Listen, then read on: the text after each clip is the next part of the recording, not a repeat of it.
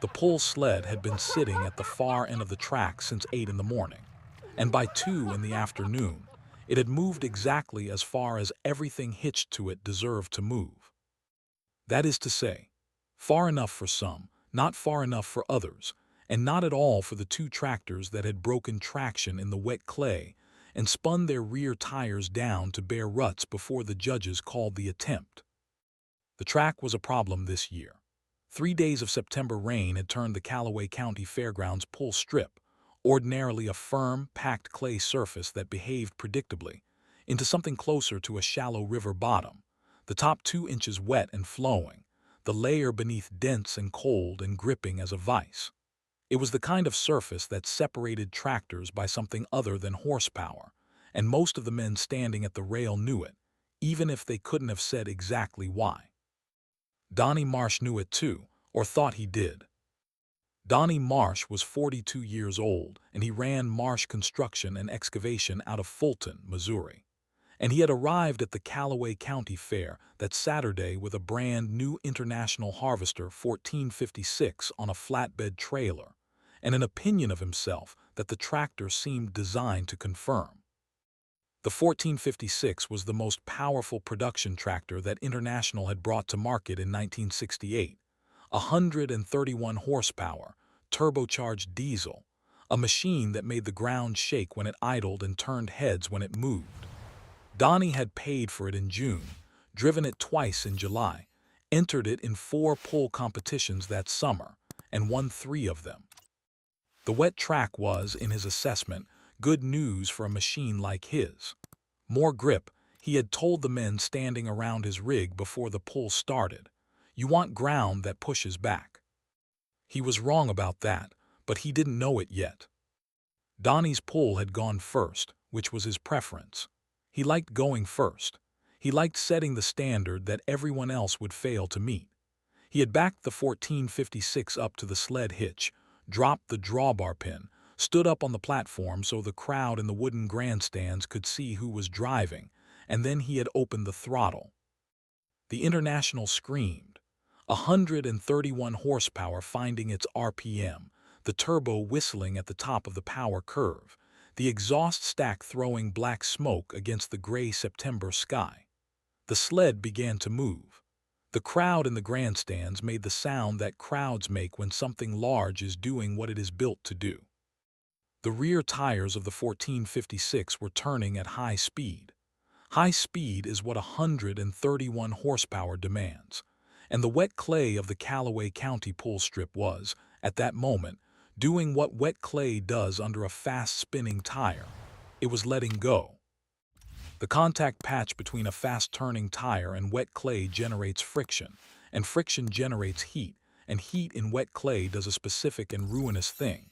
It liquefies the thin layer of clay immediately beneath the rubber, creating a film of mobile mud between the tire surface and the packed ground below. The tire begins to ride on this film. The film offers no resistance. The tire spins. It happened first at the 60-foot mark. The 1456 broke traction, one rear wheel, then both, and the tires dug down through the wet layer and hit the dense clay below and found purchase again, and the machine lurched forward. The crowd responded. The sled moved, but the ground beneath the tires was now churned and loose where it had been packed and firm, and the same thing happened again at 90 feet, and again at 112. The sled was still moving, but the tractor was fighting itself, surging and recovering, the power arriving in bursts that the wet ground couldn't hold. At 122 feet, the 1456 broke traction for the 4th time and did not recover. The rear tires spun freely in the clay soup they had created, throwing mud in long brown arcs across the track, and Donnie Marsh held the throttle for another 4 seconds before he let off, and the judges raised the red flag. 122 feet. A respectable pull in wet conditions. Donnie climbed down from the platform, and the crowd applauded, and Donnie acknowledged it with the nod of a man who expects applause and has no particular gratitude for it. That was when he saw the John Deere Walt Greer had driven the 1947 Model G off his flatbed trailer at the south end of the fairgrounds at 1:30, and had been sitting on it quietly ever since, watching the pulls from a distance, his hands resting on his thighs, his felt hat pulled down against the September wind. The Model G was not a small tractor. The G was the largest machine in John Deere's two-cylinder letter series, with wide rear tires and a long hood above the horizontal engine. But next to Donnie Marsh's International, it looked like something from a different era. The green paint was the particular dark green of a tractor that has been outside and working for 20 years and cleaned regularly but never repainted. The rear tires were wide-profile agricultural treads, deplugged, fitted to the original rim width that John Deere had specified in 1947. The vertical exhaust stack above the hood was straight and clean. The operator's seat, the pressed steel open seat, no cab, no protection from the weather, was the original. Donnie Marsh walked over. He stood in front of the Model G for a moment and looked at it the way a man looks at something he finds both amusing and beneath his notice.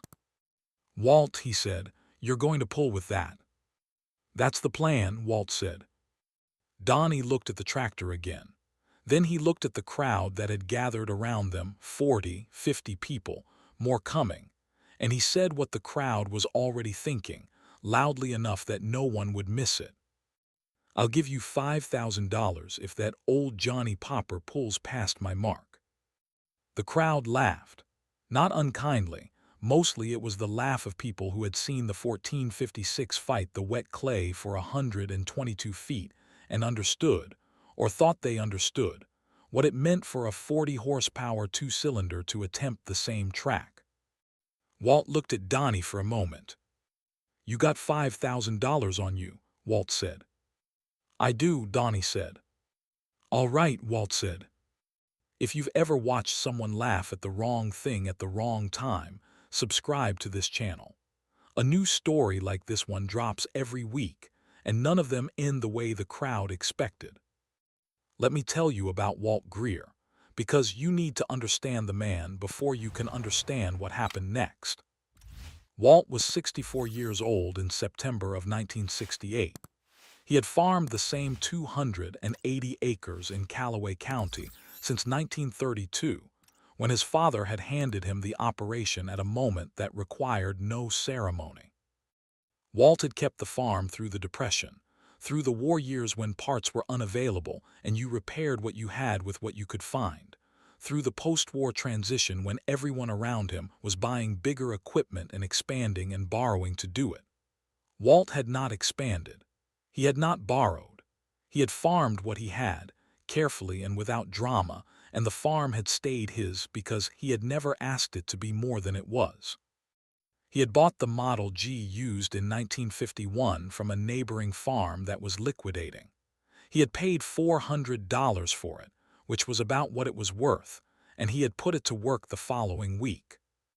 In 17 years of working the Model G, Walt had rebuilt the carburetor twice, replaced the magneto once, relined the clutch, replaced both rear wheel bearings, and done the valve job himself in the machine shed using a borrowed valve seat grinder and a Saturday in November. He had never called a dealer for field service. He had never been unable to finish a job because the tractor wasn't running. This was not luck. It was the consequence of the machine's design. Now, to understand what Walt knew about the Model G, and what Donnie Marsh did not know, and what the $5,000 depended on, you need to understand something about what happens between a tractor's rear tires and wet clay. A tractor tire grips the ground through static friction.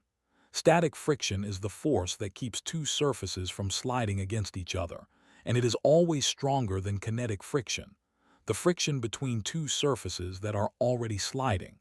What this means in practical terms is this: a tire that is on the edge of slipping but hasn't slipped yet has more traction than a tire that is already spinning.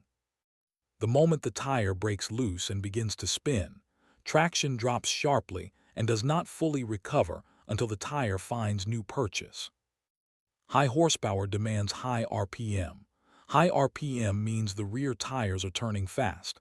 Fast-turning tires generate heat at the contact patch. In wet clay, this heat liquefies a thin layer of clay directly beneath the rubber. The tire begins to ride on this liquid layer. Traction disappears. The engine revs higher to compensate. The tires spin faster, more heat, less traction.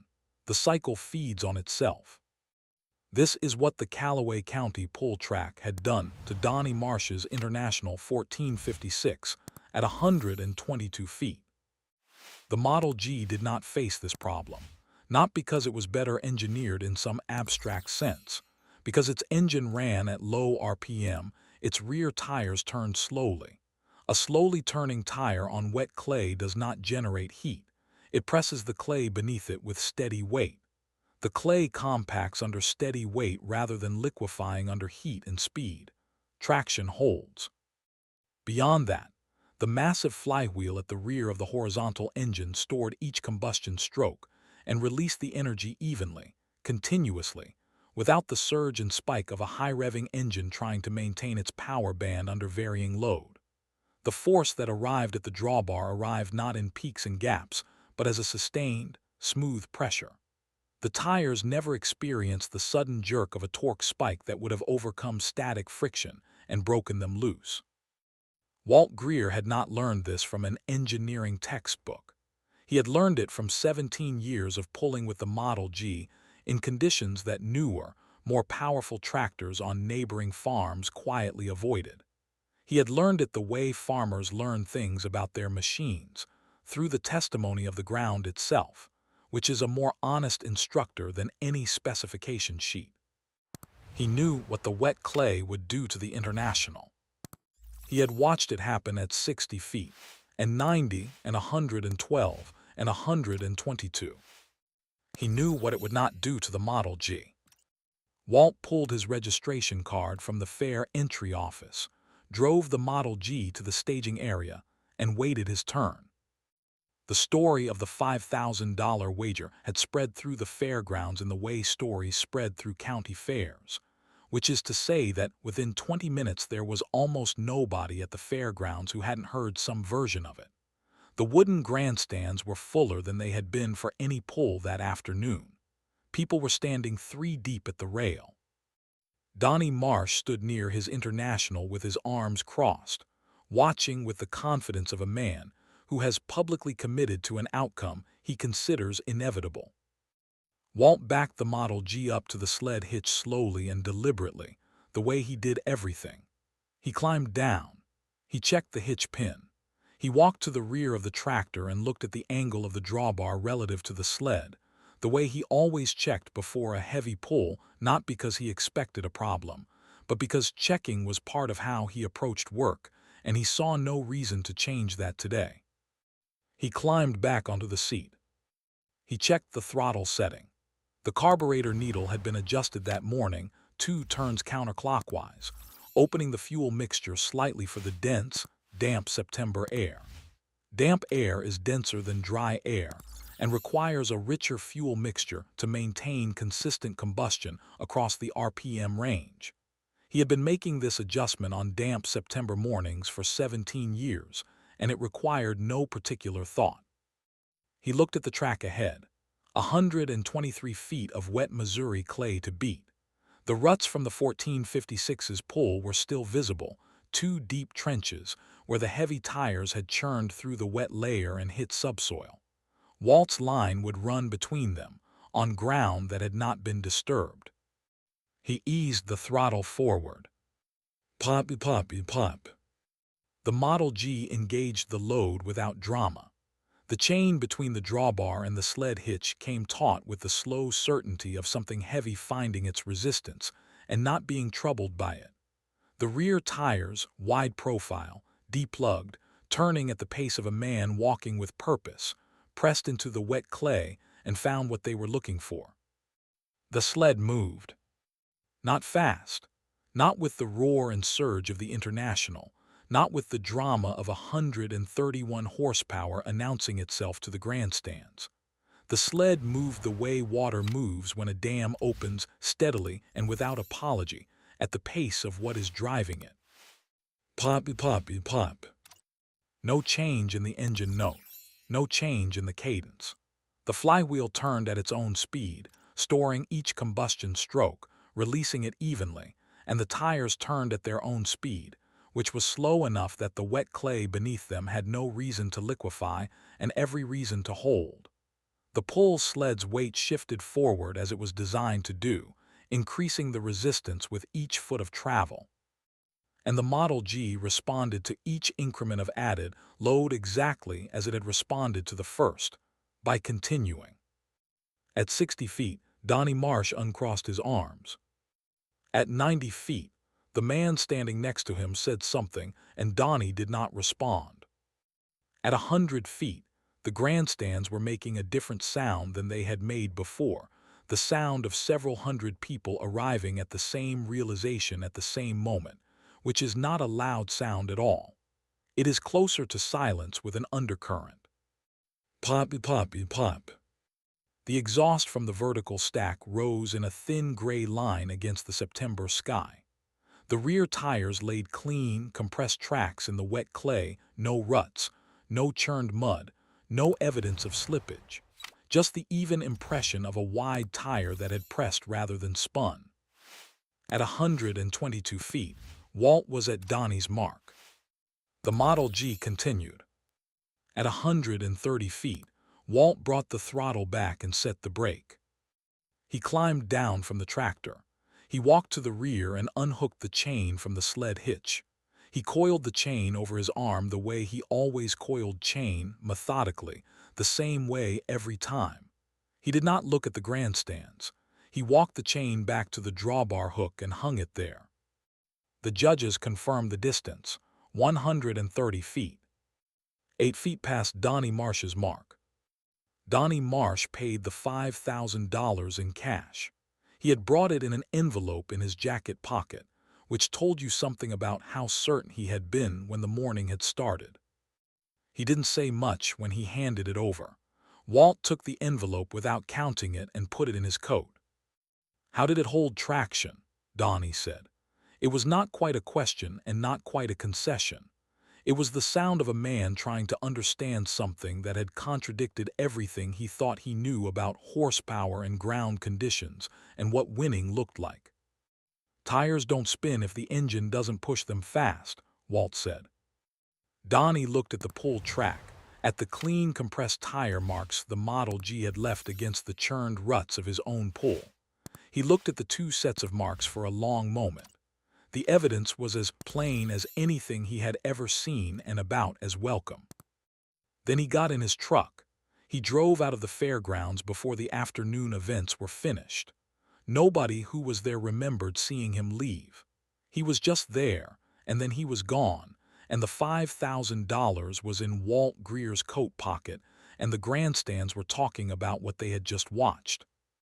The International 1456 was sold 6 months later. Donnie bought a different make the following year.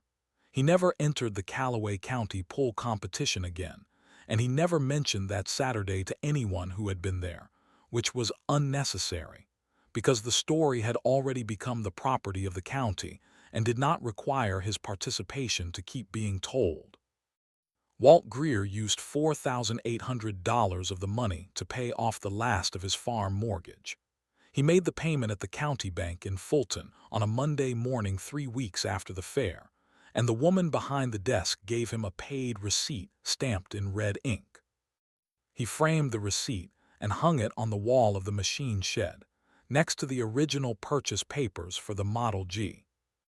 Not because he was proud, because the two documents belonged together.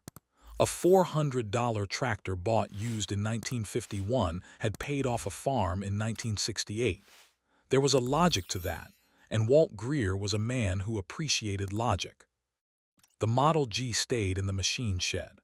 Walt used it for the same jobs he had always used it for, the pulling work that demanded patience over power, the slow work in heavy or wet ground where the newer machines struggled, the jobs where what mattered was not how much force you could produce but how evenly you could deliver it.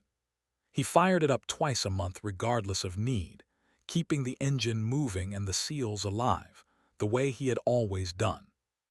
His son Raymond took over the farm in 1977. Walt asked only one thing of the arrangement. The Model G stays. Raymond kept it.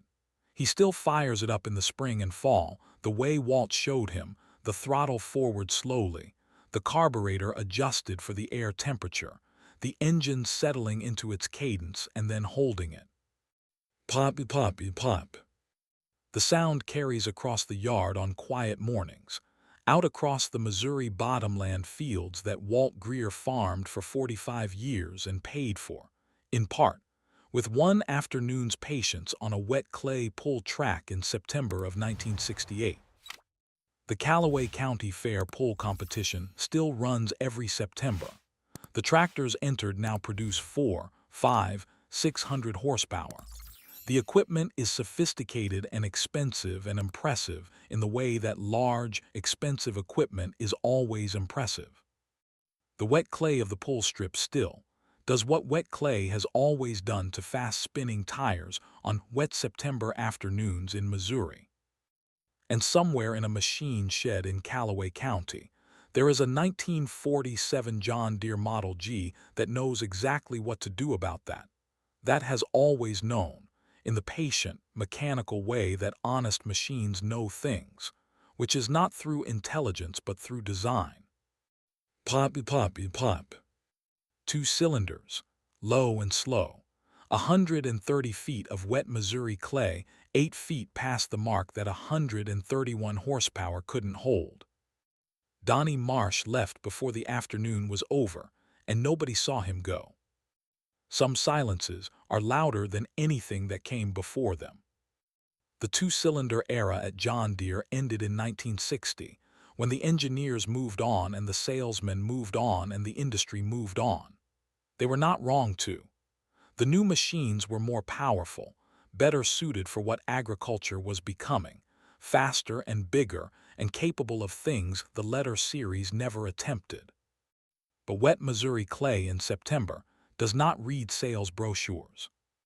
It reads tires, slowly, at low RPM, without drama and without mercy, the way honest ground reads honest machines, which is to say, exactly as they are and not one thing more. Pop, pop, pop. Some things don't win by being faster. They win by understanding what the ground is actually saying.